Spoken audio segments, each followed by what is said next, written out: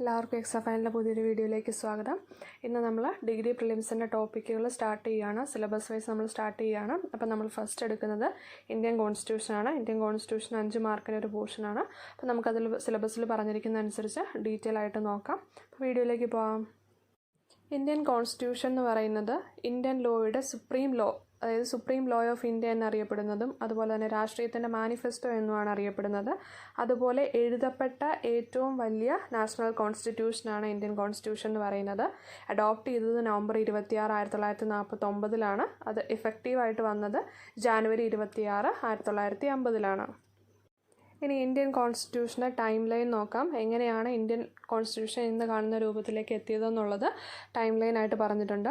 December 6, 1946 ആദ്യമായി constitution assembly form ചെയ്തു.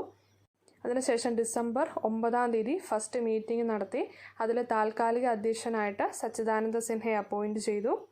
ആദ്യമായിട്ട് അഡ്രസ്സ് ചെയ്ത പേഴ്സൺ എന്ന് പറയുന്നത് JB കൃപലാനിയാണ്. ഫസ്റ്റ് ആയിട്ട് താൽക്കാലിക അധ്യക്ഷനായിട്ട് സെലക്ട് ചെയ്തത് സച്ചിദാനന്ദ സിൻഹയുമാണ്. ഡിസംബർ 11, 1946 ഡോക്ടർ രാജേന്ദ്ര പ്രസാദിനെ പ്രസിഡൻ്റായിട്ട് അപ്പോയിൻറ്റ് ചെയ്തു. December 13 Jawaharlal Nehru objective resolution present ചെയ്തു. അത് പിന്നീട് ഇന്ത്യൻ കോൺസ്റ്റിറ്റ്യൂഷൻ്റെ പ്രിയാമ്പിളായി മാറി. ജാനുവരി 22 ഒബ്ജക്റ്റീവ് റെസൊല്യൂഷനെ അക്സെപ്റ്റ് ചെയ്തു, അഡോപ്റ്റ് ചെയ്തു. 1947 ജൂലൈ 22 നാഷണൽ ഫ്ലാഗ് അഡോപ്റ്റ് ചെയ്തു.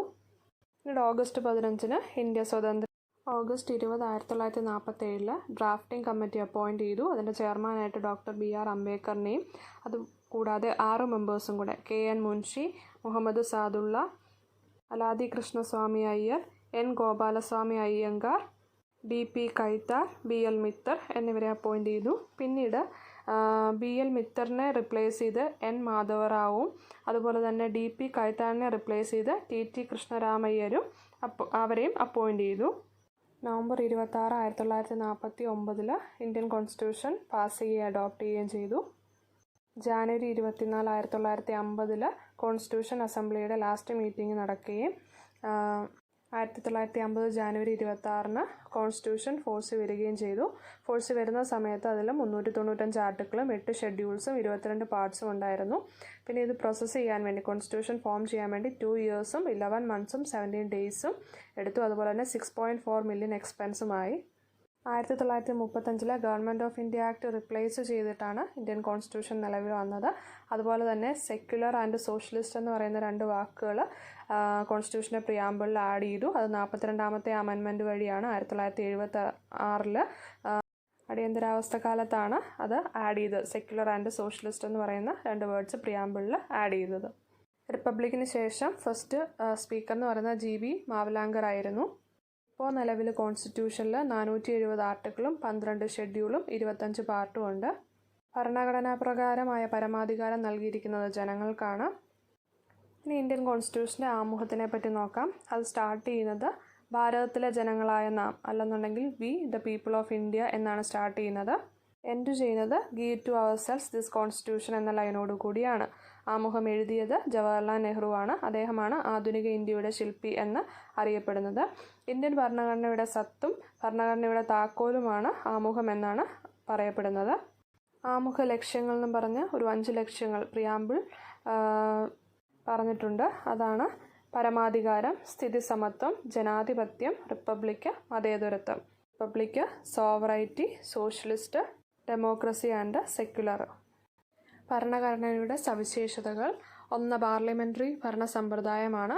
മൗലിക അവകാശങ്ങൾ അല്ലെങ്കിൽ ഫണ്ടമെൻ്റൽ റൈറ്റ്, മൗലിക കർത്തവ്യങ്ങൾ, നിർദ്ദേശക തത്വങ്ങൾ, നിയമവാഴ്ച, സംയുക്ത വ്യവസ്ഥ, എഴുതപ്പെട്ട ഭരണഘടന, സ്വതന്ത്ര നീതിന്യായ വ്യവസ്ഥ എന്നിവയാണ് ഭരണഘടനയുടെ സവിശേഷതകൾ. ഫണ്ടമെൻ്റൽ റൈറ്റ്സ് പാർട്ട് 3 ഉൾപ്പെടുത്തിയിരിക്കുന്നു. അമേരിക്കൻ കോൺസ്റ്റിറ്റ്യൂഷനിൽ നിന്നാണ് അത് ഇൻഫ്ലുവൻസ് കടം കൊണ്ടിരിക്കുന്നത്.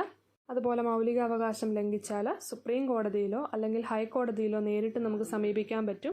അതിനുവേണ്ടി കോർട്ട് പുറപ്പെടുവിക്കുന്ന ഉത്തരവിനെയാണ് നമ്മൾ റിട്ട് എന്ന് പറയുന്നത്. അപ്പോൾ ഇന്ത്യൻ ഭരണഘടനയുടെ ഹൃദയവും ആത്മാവും ഭരണഘടനാപരമായ പരിഹാരം കാണുവാനുള്ള ഈ അവകാശത്തിന്മേലാണ് എന്ന് ഡോക്ടർ അംബേദ്കർ പറഞ്ഞിരിക്കുന്നു. ഫണ്ടമെൻ്റൽ റൈറ്റ് ആയിട്ട് നമുക്ക് 6 റൈറ്റ്സ് ആണുള്ളത്. First one right to equality, അത് ആർട്ടിക്കിൾ 14 തൊട്ട് 18 വരെയാണ്. റൈറ്റ് ടു ഫ്രീഡം 19 തൊട്ട് 22 വരെ. റൈറ്റ് എഗനിസ്റ്റ് എക്സ്പ്ലോയിറ്റേഷൻ 23 മുതൽ 24 വരെ. Right to freedom of religion 25 മുതൽ 28 വരെ. കൾച്ചർ ആൻഡ് എഡ്യൂക്കേഷണൽ റൈറ്റ് 29 മുതൽ 30 വരെ. റൈറ്റ് ടു കോൺസ്റ്റിറ്റ്യൂഷണൽ റെമഡീസ് 32 മുതൽ 35 വരെ. ഇങ്ങനെ 6 റൈറ്റ്സ് ആണ് നമുക്ക് ഫണ്ടമെൻ്റൽ റൈറ്റ്സ് ആയിട്ടുള്ളത്. റൈറ്റ് ടു എഡ്യൂക്കേഷൻ എന്ന് പറയുന്നത് അത് 6 മുതൽ 14 വരെ വയസ്സുള്ള കുട്ടികൾക്ക് ഫ്രീ ആൻഡ് കമ്പൽസറി എഡ്യൂക്കേഷൻ എന്ന് പറയുന്നത് ഒരു മൗലിക അവകാശമാണ്. അത് അനുച്ഛേദം 21A ഇൻക്ലൂഡ് ചെയ്യപ്പെട്ടത്. 2002 ഭേദഗതിയിലാണ് അത് ഇൻക്ലൂഡ് ചെയ്തത്. നിർദ്ദേശക തത്വങ്ങൾ അല്ലെങ്കിൽ ഡയറക്റ്റീവ് പ്രിൻസിപ്പിൾസ് എന്ന് പറയുന്നത് പാർട്ട് 4 ഇൻക്ലൂഡ് ചെയ്യപ്പെട്ടത്. പിന്നെ ഫണ്ടമെൻ്റൽ ഡ്യൂട്ടീസ് എന്ന് പറയുന്നത് പാർട്ട് 4A അത് റഷ്യയിൽ നിന്ന് കടം കൊണ്ടതാണ്. അത് സ്വരൺ സിംഗ് കമ്മിറ്റിയാണ് റെക്കമെൻഡ് ചെയ്തത്. നമുക്ക് നിലവിൽ 11 ഫണ്ടമെൻ്റൽ ഡ്യൂട്ടീസ് ഉണ്ട്. 1. To abide by the constitution and respect the ideas and institution. To respect the national flag and national anthem. To realise and follow essential ideas of secularism, democracy and non violence. To present the culture and heritage. To protect the sovereignty, unity and integrity of the nation, to safeguard the public property, to defend the country even at cost of our life, to protect natural resources, to avoid dowry, gambling and other social evils, to strive towards excellence in the respective spheres of activities of the individual.